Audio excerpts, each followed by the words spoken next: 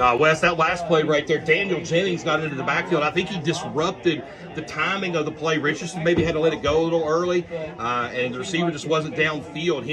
It was Jennings and Cooper put the pressure on Richardson. Poor tackling technique there by Princeton. They sold out on a couple dive attempts, and Treadway was able to keep the feet moving and nothing doing there before finally Klein was able to knock him out of bounds. Princeton's going to need to settle in here, find technique, get better tackling, and play front coverage.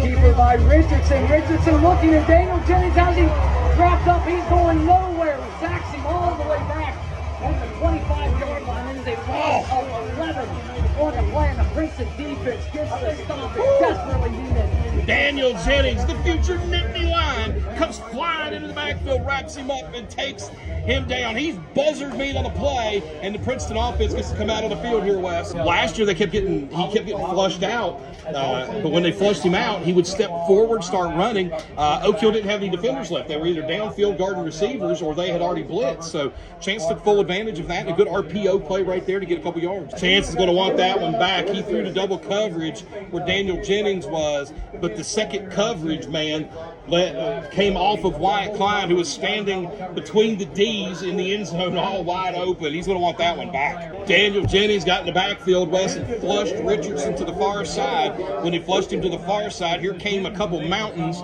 named Kaiser and Cooper, and Richardson just had to panic and get rid of it there. Man in motion, Jennings. It's going to be a sweep to Jennings. Jennings trying to break it outside. Jennings 25, 20, 15, 10. They won't catch him. Daniel Jennings.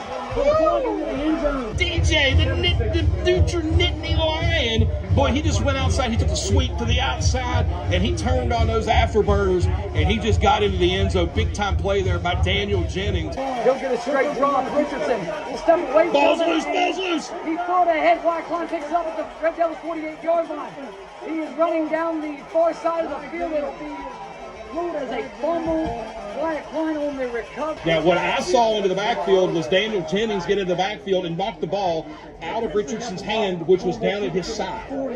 Straight drop for Barker. Chance. Fade route to the end zone. He's got Markel Lowe. Markel Lowe makes the catch. Don't discredit that throw from Chance Barker. It had to be directly. It had to be a dime on the spot. And, buddy, it was Johnny on the mark, and it dropped right in there. Beautiful touchdown throw for Chance Barker and the senior. Big Markel Lowe coming up with the TD and give Princeton the lead. Princeton defense has really stepped up these last couple possessions. It's created the offense. Let's see what they do here, see if they stay stout. Kaiser was in the backfield to try to get the sack when the handoff happened, and he just jumped on the back of Moritz and rode him like a bronco buck till he came down. Brad Monster just back inside his own territory. Bad snap. Moritz trying to get rid of it. He's going to be gobbled up and swallowed at the 10.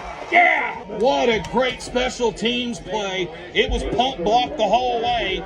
Credit Jennings and Big Landon Moore getting in there and disrupting everything on a bad snap. It is a give to Markel. No, it's a keeper by Barker. Oh, Barker wow. Angle outside, and Barker is going to be taken down just shy of the goal line at the 2-yard. What a great job by Barker, keeping it in. The gunslinger kept it in the holster as he ran. I subscribe to the Bill Cowher theory of if you're given the chance to make points, you take them. Eric, I know a lot of people have talked about Kamari. His time is coming. He's showing flashes here early this year. Yeah, Kamari Reed, he's a kid coming up. He came up from Glenwood, watched him a lot last year. He's got speed like you wouldn't believe.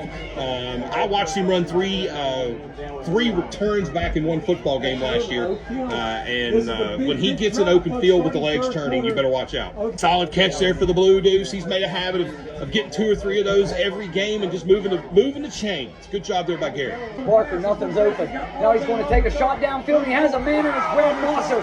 Jumping up high point the ball at the 10-yard line in front of the coverage. Mosser went up to the high point and grabbed the ball. Little rebounding action there if you're into basketball, but Barker threw it right where his junior receiver would be, and that's a beautiful catch from the gunslinger to beautiful Brad. Chance has the snap, another play action pass looking over the middle. Fires it, Donnie has Brad Mosser, and Mosser catches it to 2 and dives in across the goal line. Touchdown Tigers. Brad Mosser just grabbed that one. That's the same play that he dropped the touchdown on last week, Wes, and he didn't drop it this week. Grabbed it, just leaned it on in for the TD. Beautiful Brad with the Tiger score. It's going to be a fake by Richardson. He is swallowed up. It's Landon Moore that has him wrapped up. West Virginia's #1 rated class of 27 lineman Landon Moore coming in there making buzzard meat out of Devin Richardson putting him down and bringing up a big third down money down, Wes. Time to cash in. He needed 13. He got 12 on the scramble as he got flushed out left, and nobody was home. Well, they give him the first down. Oh, no. No way. Oh, that's a whole yard that they're giving up there. I was going to say, I think the chains moved before they were supposed to. You got to wait for that little wave, that old courtesy wave to move. If that's a hold, then it's called from the person furthest away from the play. I'd always have a problem with that. On the 22-yard line, Barker, snap back. He's going to take a shot. He has one. Klein and Klein. And he pulled it down. He bobbled it once, not twice, and he pulled it down while tumbling to the ground at the Oak Hill 46-yard line. Oh my goodness! Wyatt Klein, he plays like a rabid dog, and he just ran downfield and he swiped the ball out of the air. Juggle, juggle, bobble, bobble, and he pulls it in. Boy, oh boy, there's some magic in that number 5. Richardson takes the snap. Here comes the blitz. Richardson trying to get out of trouble, and he loses the ball. Wyatt Klein picks it up at the 5-yard line, and he'll let it in. Wyatt Klein with Princeton's first defensive touchdown of the season. Oh my, the rabid dog. Wyatt Klein pouncing on the football right there, staking his claim, putting his fangs in it, and then running it in for the TD. And Princeton is staking claim here at John P. Duda Stadium tonight. Richardson pre-snap, you said it yourself, he called out the blitz. He said, right there's the blitz. Nobody picked it up, and the blitz came after him. It was in the form of Daniel Jennings and Markel Lowe coming after him, and they flushed Richardson, and he was running for his life. Absolutely right. You know, it's Richardson's funny because he's a mobile quarterback that needs to run, but he's almost like he's afraid of contact because anytime he gets close to a Princeton defender, he slides. Wes, throw the red flag, send that one to New York. Let's take a look at it. Oh man, Marvin Howard got a good beat on that one, but good job defensively for Princeton. And in motion, Mosser. It's going to be a sweep to Mosser. Brad turns the corner. Brad's looking for the end zone. Brad Mosser is in. Nice play there by Brad. Just a little jet sweep, little end around, if you will, coming around. Beautiful. Brad got the handoff and then just cut right back to the middle of the field after he turned and got the TD. The Red Devils Ashmore gets his first carry in some time. The ball came out. I think Wyatt Klein punched it out on the tackle. Princeton has it. Yes! As Wyatt Klein holds the ball up. Oh my! What a good defensive play. Just popped the sucker right out. And Wyatt Klein said, oh, thank you very much. I'll take another one. This will be another give to Lowe. Lowe evades the tackle at the point of attack. Markel Lowe on the secondary. 15-10. Markel Lowe will stroll into the end zone.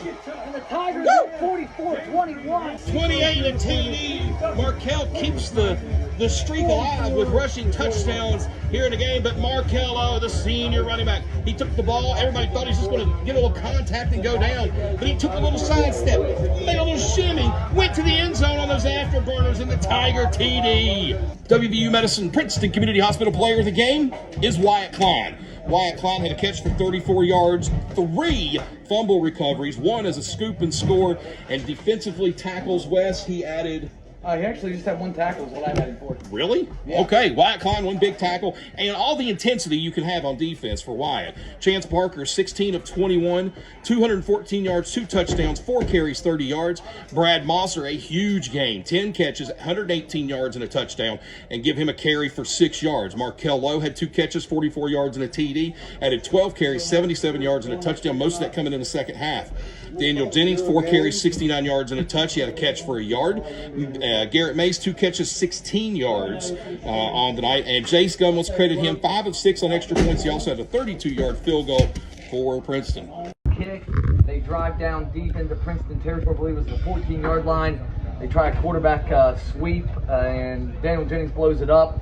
A 11-yard loss, and really that just stopped a lot of momentum for Oak Hill until that fourth quarter when the Red Devils scored 3 different times. But happy to be joined by the head coach, Keith Taylor, as we get you the play of the game brought to you by Dairy Queen. It's the 11-yard lost yardage by Daniel Jennings in the Oak Hill red zone. Coach Taylor, let's start right there. Oak Hill gets the ball, a long, methodical 15-play, 80-yard, 7-minute and 12-second drive. A onside kick goes in the favor of the Red Devils. How tight was the sideline at that juncture? Because the offense is getting antsy. I'm sure they haven't been on the field. You know, we're you know, we're 8 minutes into the game and Princeton hasn't touched the ball yet? Well, first off, I want to thank the Lord and Savior Jesus Christ for being able to God on the cross for us and just putting us in a situation where we come out and do something like this. But I think it was an Oak Hill game. Every time we seem to come here recently, we cannot get off on a good start, and that's credit to Devon Marion having these kids ready to be completely bought in. Had a great game plan for us. They were running the clock down. Obviously, like you stated, buddy, they're taking down the clock. They're the best defense for them was keeping our offense off the field. And they drive it down there. They clinch us in the mouth. It's the same thing that happened last year. I think we came in a little bit too high on our horse, and we got knocked down a couple pegs. I think that's probably on me. Kids will be kids, but I have to have my team better prepared to be able to come out here and handle business. But, all the credit in the world for them for having an incredible game plan, taking it down on that first drive, and then the onside kick, right? It was just a perfect onside kick. Not a whole lot we could do there. It's kind of like when you watch a shortstop in baseball, go to take that hop, and takes a bad hop, hit you right in the chest. But we started to waver a little bit. I think it was the first time we had faced a little bit of adversity this year that we really didn't know how we were going to respond, but I was proud the guys kind of locked in there. It took us forever to get our footing, it felt like. And then throughout the rest of the game, it seemed like we were all out of rhythm. Even if we were scoring, guys weren't really celebrating. It looked like we got tired. A lot of bad things, but hey, at the end of the day, it's easier to talk about it than 3-0. Oak Hill really, last year, we talked about it coming into tonight, that Oak Hill took away Dom, and Brad Mosser had a big playoff game, and Markel had 2 big games, regular season and postseason, against the Red Devils. Well, tonight, Devon Marion said, Markel Low ain't beat us. Anyone else can beat us except for number 3 offensively. How about Brad Mosser? How about Daniel Jennings stepping up tonight? Those 2 guys with really big games offensively. Yeah, and that's something that our kids are going to have to buy into. We got so many incredible athletes on our football team, and that is not a negative at all by any means. I love having a bunch of guys that can take it the distance at a time. But, there's going to be times where dudes won't get the ball. And we have to figure out, like I say all the time, there's only one football. So trying to get it to all those playmakers is difficult. I always say that we got the best offensive coordinator in the state of West Virginia with Chris Belcher, and he was doing some things to get us in good position. But it just seemed like, those guys, would get going, and then all of a sudden we have a penalty, or we have something like that would kind of just, we stub our toe. But I think those guys stepped up and thought, what people are going to have to try to take away Markel, because I think Markel's our leader. He deserves that run over there on the sidelines, one of the best runs that I've ever seen him make. And I don't even know how many yards it was, but that was the spark that we needed to get back in it. We started to see some life. We started to see Markel, become that vocal leader. He's always done it with his play, but he started to be more vocal today. I thought our guys did a good job in a tough environment. Yeah, it was that 29-yard run you're talking about. Your guys' second drive of the game, first scoring drive of the night. Let's go defensively. It felt like you guys were maybe pressing a little bit on that first drive to get off the field. A penalty keeps the drive alive. They get another 4th down later in that drive. What changed? What adjustments did the defensive staff and Eric McClanahan make? Because after that, man, Daniel Jennings and Kalen Kaiser and Markel and those guys were just pinning their ears and coming after Oak Hill. And really, outside of a couple of deep balls in the second half, you guys played great defensively. Yeah, I thought Coach McClanahan had a great game plan. We came out with another defense that we hadn't ran yet, putting Daniel and Kaiser on the same side. It didn't go as well as we thought it would go. So, Coach McClanahan did a great job, just in his second year. And, they got some studs out there. So I think he did a great job kind of making those adjustments. We went more back to our traditional base defense. Our defensive ends are 2 of the best defensive ends in the state. I believe that wholeheartedly. And they did a good job, and they just kept going and kept going and kept going and kept going. They kind of got, Kaiser kind of got a little bit of a shin injury early, kind of battled through that. And I think Daniel, big runs on offense, playing in the slot, kind of got gassed there a little bit at the end. But, he's chasing the quarterback all day. And, Richardson's a great athlete. He's not one of these slow quarterbacks that you can just get your hands on and get him down. He did an incredible job stepping up in the pocket. I didn't think our pressure up the middle was very good. I didn't think our defensive tackles played a really good game. I thought they kind of stayed high a little bit with big side of practice. But overall, I was proud of the defense, except for the end. And this is the second year in a row in the regular season where we've allowed Oak Hill to get the better of us in the 4th quarter. And that's something that has to be fixed. If we're going to come out here and pretend like we're a top, 1, 2, 3 AAA football team, we have to finish games. We have to finish drives. And that's on me. That's not on the kids. That's on me, and we're going to get it fixed. All right. Well, next week you have to prepare for something that you see once, maybe 2 times a year. It's the triple option of Pulaski. Gave you guys fits last year. Don't want to give away too much for next week's Coach's Corner, brought to you by Dairy Queen, but just a sneak peek. You're familiar with the Pulaski program. They gave, like I said, gave Princeton fits last year, especially the dive. What do we look for next week? Yeah, I think we just have to be a physical football team. There's a team that we're going to have to play to get to where we want. There's a state championship. It's a Bridgeport type team. It's not the same on defense, but it's the same kind of principle, right? They're going to get down. They're going to get nasty. They're going to try to run you, off the ball. They're going to try to get physical and double team you. And then obviously you have to deal with your assignment. You have to be assignment perfect against Pulaski. You got to know who's got quarterback. You got to know who's got dive. It's going to be difficult for us because I think they've only played one game. So, they were supposed to play tonight. I think there's something happening for school. They canceled the game, so they didn't play Lord Botetourt. So, it's going to be interesting to see, because they've had a couple weeks to prepare for us now. So, we'll kind of enjoy this one, put this one behind us, and get on the Pulaski film as soon as possible. It's going to be this kind of environment down there. It's on grass. It's an old school, traditional, great place down there. Pulaski, I got some ties down there, so those guys are going to be, raring to go, and I'm excited to get back there and see if we can make it 4-0. All right, safe travels back down the turnpike tonight, Coach. We will catch up before Princeton and Pulaski next Friday night, 7 o'clock at Joel Hicks Field. Appreciate your time. Hey, greatly appreciate it. Finally, we were able to get up here. We said we'd stay on there until midnight for you if that's what it